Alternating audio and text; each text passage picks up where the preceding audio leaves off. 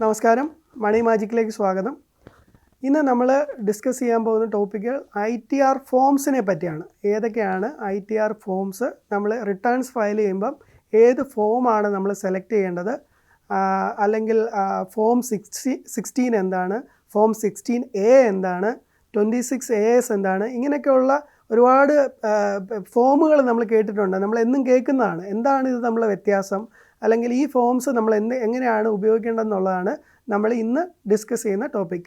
അപ്പോൾ നമുക്ക് ITR ഫോംസിലേക്ക് വരാം. അപ്പോൾ ഇൻകം ടാക്സ് ഡിപ്പാർട്ട്മെൻറ്റിൻ്റെ പോർട്ടലിൽ നമുക്ക് സെൽഫായിട്ട് റിട്ടേൺ ഫയൽ ചെയ്യാനായിട്ടുള്ള ഓപ്ഷൻ ഇൻകം ടാക്സ് തന്നിട്ടുണ്ട്. അപ്പോൾ നമുക്ക് അവരുടെ യൂട്ടിലിറ്റി ഉപയോഗിക്കാം.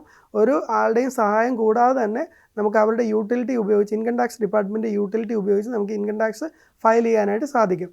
അപ്പോൾ അങ്ങനെ നമ്മൾ പോകുമ്പോൾ ഏത് ഫോമാണ് സെലക്ട് ചെയ്യേണ്ടത്, ആ സെലക്ട് ചെയ്ത് നമ്മൾ ഏത് ഫോമിലാണ് നമ്മുടെ റിട്ടേൺ ഫയൽ ചെയ്യേണ്ടതെന്നുള്ളതാണ് നമ്മൾ ഡിസ്കസ് ചെയ്യേണ്ടത്. ആദ്യം അതിൽ ഒന്നാമത്താണ് ITR 1. ITR 1 എന്ന് പറയുന്ന ഫോം, ITR സഹജ് എന്നാണ് അതിൻ്റെ പേര്. ITR 1 ഫോം ആപ്ലിക്കബിളായിട്ട് വരുന്നത് നമുക്ക് സാലറി ഇൻകം മാത്രമേ ഉള്ളൂ. പ്ലസ് നമുക്ക് ഹൗസ് പ്രോപ്പർട്ടി, ഒരു ഹൗസ് പ്രോപ്പർട്ടിയിൽ ലോസോ അല്ലെങ്കിൽ ഇൻകമോ ഉണ്ട്. അതുകൂടാതെ ഇൻകം ഫ്രം അതർ സോഴ്സ് എന്ന് പറയുന്ന ഹെഡിൽ ഇൻകം ഉണ്ട്. പിന്നെ നമ്മുടെ അഗ്രികൾച്ചറൽ ഇൻകം 5000 രൂപയിൽ താഴെയാണ്. ഇങ്ങനെയുള്ള ആൾക്കാർക്ക് ITR 1 സെലക്ട് ചെയ്യാം. സാലറി, ഹൗസ് പ്രോപ്പർട്ടി ഒരെണ്ണം മാത്രം, അത് കഴിഞ്ഞാൽ ഇൻകം ഫ്രം അതർ സോഴ്സസ്, അത് കഴിഞ്ഞാൽ അഗ്രികൾച്ചറൽ ഇൻകം ലെസ് ദാൻ 5000. ഇങ്ങനെയുള്ള ആൾക്കാർക്ക് ITR 1 ചൂസ് ചെയ്യാം.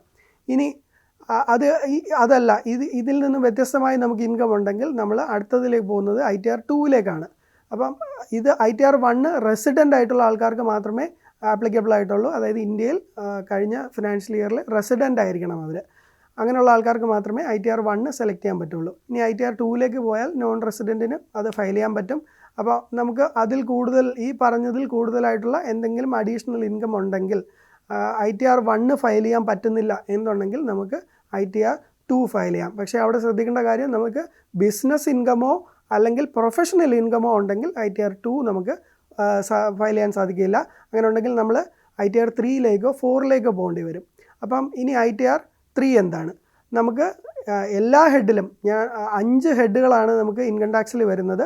ഈ 5 ഹെഡുകളിലും നമുക്ക് ഇൻകം ഉണ്ടായിരിക്കുകയും ആ 5 ഹെഡിലെ ഇൻകവും നമുക്ക് ഫയൽ ചെയ്യേണ്ടതായിട്ട് വരുന്നുണ്ട്. ഇൻക്ലൂഡിങ് ബിസിനസ് ആൻഡ് പ്രൊഫഷണലിൽ നിന്നുള്ള ഇൻകം കൂടെ ഉണ്ടെങ്കിൽ നമ്മൾ സെലക്ട് ചെയ്യേണ്ട ഫോമാണ് ITR 3. ഇനി ഇൻകം ബിസിനസ്സിൽ നിന്നും പ്രൊഫഷണലിൽ നിന്നും കിട്ടുന്ന ഇൻകം നമ്മളൊരു പ്രിസംപ്റ്റീവ് ബേസിസിലാണ് ഫയൽ ചെയ്യുന്നതെങ്കിൽ നമുക്ക് കൃത്യമായി ഈ വരവ് ചെലവ് കണക്കുകൾ റെക്കോർഡ് ചെയ്യാതെ നമുക്ക് പ്രിസംപ്റ്റീവായിട്ട് ഫയൽ ചെയ്യാനൊരു ഓപ്ഷനുണ്ട്. മിനിമം പ്രോഫിറ്റ് 8% പറയുന്നത്. അതിന് 8%-നോ അതിന് മുകളിലോ പ്രോഫിറ്റ് ഡിക്ലെയർ ചെയ്തിട്ട് നമുക്ക് ടേൺ ഓവർ മാത്രം കാണിച്ചിട്ട് റിട്ടേൺ ഫയൽ ചെയ്യാനായിട്ടൊരു ഓപ്ഷനുണ്ട്, പ്രിസംപ്റ്റീവ് എന്ന് പറഞ്ഞിട്ട്. ആ പ്രിസംപ്റ്റീവ് മെത്തേഡിലാണ് നമ്മൾ റിട്ടേൺ ഫയൽ ചെയ്യുന്നതെങ്കിൽ നമ്മൾ ITR 4ഉം, അതല്ല നമ്മൾ business income, profit and loss account ഒക്കെ പ്രിപ്പയർ ചെയ്തിട്ടാണ് ഫയൽ ചെയ്യുന്നതെങ്കിൽ ITR 3യുമാണ് നമ്മൾ സെലക്ട് ചെയ്യുന്നത്. അങ്ങനെ 4 ITR ഫോംസാണ് വരുന്നത്, ഇൻഡിവിജ്വൽസിന് ആപ്ലിക്കബിളായിട്ട് വരുന്നത്. ITR 1, 2, 3, 4. ഇതിൽ 3ഉം 4ഉം ബിസിനസ് ഇൻകം ഉള്ളവർക്കും, 1ഉം 2ഉം സാലറി, ഹൗസ് പ്രോപ്പർട്ടി അല്ലെങ്കിൽ ക്യാപിറ്റൽ ഗെയിൻ, അതർ സോഴ്സസ്, ഇത്രയും ഇൻകം ഉള്ളവർക്ക് മാത്രവുമാണ് ആപ്ലിക്കബിളായിട്ട് വരുന്നത്. ഇനി അടുത്ത് നമ്മൾ നോക്കുന്ന ഒരു ഫോമാണ് ഫോം 16.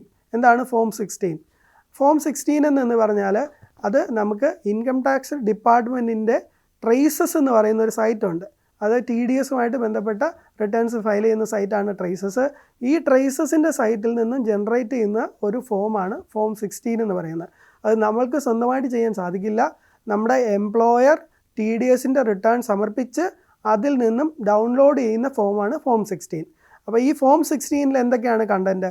ഫോം 16 എന്ന് പറഞ്ഞാൽ നമ്മുടെ സാലറിയുമായി ബന്ധപ്പെട്ട വിവരങ്ങൾ വരുന്ന സ്റ്റേറ്റ്മെൻറ്റാണ് ഫോം 16. അപ്പോൾ നമ്മുടെ എംപ്ലോയറാണ് നമുക്ക് തരുന്നത്. നമുക്ക് കഴിഞ്ഞ വർഷം കിട്ടിയ സാലറി എന്തൊക്കെയാണ്, അതിൽ എന്തൊക്കെ ഡിഡക്ഷൻസ് അപ്ലൈ ചെയ്തിട്ടുണ്ട്, നമ്മുടെ ടാക്സ് എങ്ങനെയാണ് കമ്പ്യൂട്ട് ചെയ്തിരിക്കുന്നത്, അവരെത്രയാണ് നമ്മളിൽ നിന്നും TDS ആയി കട്ട് ചെയ്തിട്ടുള്ളത്, ഇത്രയും വിവരങ്ങൾ കാണിക്കുന്ന ഒരു സ്റ്റേറ്റ്മെൻറ്റാണ് ഫോം 16 എന്ന് പറയുന്നത്. അതിന് 2 പാർട്ടുണ്ട്, പാർട്ട് എയും പാർട്ട് ബിയും. പാർട്ട് എയിൽ നമ്മളിൽ നിന്ന് എത്ര TDS കളക്ട് ചെയ്തു, അതെങ്ങനെയാണ് അടച്ചിരിക്കുന്നതെന്നുള്ള ഡീറ്റെയിൽസും, പാർട്ട് ബിയിൽ നമ്മുടെ സാലറിയുടെ ബ്രേക്കപ്പും അതിലുള്ള ഡിഡക്ഷൻസും ടാക്സ് കമ്പ്യൂട്ടേഷനും ആണ് നമുക്ക് ലഭിക്കുന്നത്. ഇനി ഇത് കൂടാതെ ഒരു ഫോം കൂടെ ഉണ്ട്, ഫോം 16A.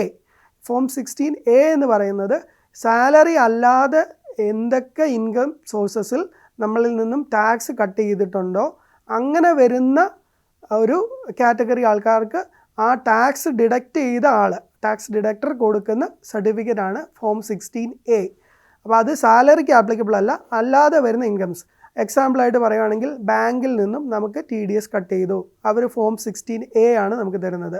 ഇനി നമുക്ക് നമ്മൾ ട്രാൻസാക്ഷൻസ്, ഡിവിഡൻഡ് അല്ലെങ്കിൽ അതുമായിട്ട് ബന്ധപ്പെട്ട ട്രാൻസാക്ഷൻസ്, അല്ലെങ്കിൽ നമുക്ക് റെൻ്റൽ ഇൻകം ഉണ്ട്, ആ തരുന്ന ആൾ നമ്മളിൽ നിന്നും സോഴ്സിൽ നിന്നും ടാക്സ് കട്ട് ചെയ്തു, അങ്ങനെയുള്ള ആൾക്കാരെല്ലാം നമുക്ക് തരുന്നത് ഫോം 16A ആണ്.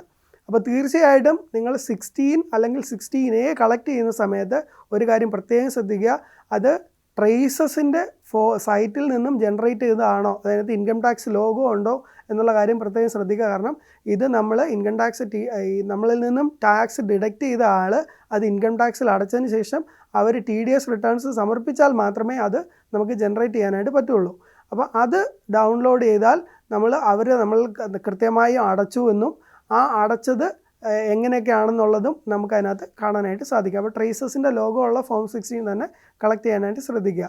ഇനി ഇത് എല്ലാ ഫോം 16A നമുക്ക് എല്ലാ ക്വാർട്ടറിലും ഓരോന്ന് വെച്ച് കിട്ടും. അതായത് ഓരോ ക്വാർട്ടറിലും ഓരോ TDS റിട്ടേൺസ് ഉണ്ട്. അത് ഫയൽ ചെയ്യുന്ന സമയത്ത് ഓരോ ക്വാർട്ടറിലേക്കും ഓരോ ഫോം 16A നമുക്ക് കിട്ടാനായിട്ട് സാധിക്കും. ഫോം 16 ഒരു വർഷത്തേക്കാണ് നമുക്ക് ലഭിക്കുന്നത്. ഇനി അതുകൂടാതെ എന്താണ് ഫോം 26AS? അപ്പോൾ എല്ലാം നമ്മളുടെ ഇൻകം TDS പലരും ഞാൻ നേരത്തെ പറഞ്ഞ പോലെ സാലറി അല്ലെങ്കിൽ ബിസിനസ് ചെയ്യുന്ന സമയത്ത് സെയിൽ പർച്ചേസ് ഉണ്ടാകുന്നതിനകത്ത് ചിലപ്പോൾ TDS പിടിക്കാം, അല്ലെങ്കിൽ റെൻ്റൽ ഇൻകം ഉള്ളതിൽ TDS പിടിക്കാം. ഇങ്ങനെ പല ആൾക്കാരും നമ്മളിൽ നിന്ന് TDS പിടിക്കുന്നുണ്ട്. അതുപോലെ TCS പിടിക്കുന്നുണ്ട്.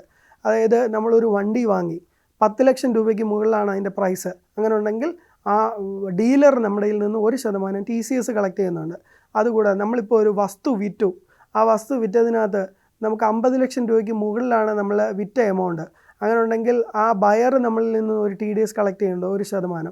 ഇങ്ങനെ പല രീതിയിലുള്ള TDSകൾ നമ്മളുടെ ഇൻകം ടാക്സ് പോർട്ടലിൽ നമുക്ക് കാണാൻ സാധിക്കുന്ന ഒരു സ്റ്റേറ്റ്മെൻറ്റാണ് ഫോം 26AS. അപ്പോൾ 26AS ഫോം നമുക്ക് ഇൻകം ടാക്സിൻ്റെ പോർട്ടലിൽ പോയാൽ അത് ലോഗിൻ ചെയ്യുന്ന സമയത്ത് വ്യൂ ഫോം 26AS എന്ന് പറഞ്ഞൊരു ഓപ്ഷനുണ്ട്. ആ ഓപ്ഷനിൽ പോയി കഴിഞ്ഞാൽ നമുക്ക് ആ 26ASലെ എല്ലാ ട്രാൻസാക്ഷൻസും കാണാൻ സാധിക്കും. അവിടെ നമുക്ക് ഇതുപോലെ ആരൊക്കെയാണ് നമ്മളിൽ നിന്നും TDS പിടിച്ചിട്ടുള്ളത്, ആ പിടിച്ചിട്ടുള്ളതെല്ലാം കൃത്യമായി അതിൽ വന്നിട്ടുണ്ടോ, ഇനി നമ്മളറിയാതെ എന്തെങ്കിലും ട്രാൻസാക്ഷൻസ് അതിൽ വന്നിട്ടുണ്ടോ, ഇതൊക്കെ നമുക്ക് ഫോം 26ASൽ നമ്മുടെ ടാക്സ് ക്രെഡിറ്റിൻ്റെ സ്റ്റേറ്റ്മെൻറ്റാണ് ഫോം 26AS. അപ്പോൾ ഇതൊക്കെയാണ് ഒരു ഇൻഡിവിജ്വൽസിനെ സംബന്ധിച്ചിടത്തോളം അറിഞ്ഞിരിക്കേണ്ട income tax forms, ITR forms, അതുകൂടാതെ ഫോം 26ASും ഫോം 16ഉം ഫോം 16Aയും. Thank U.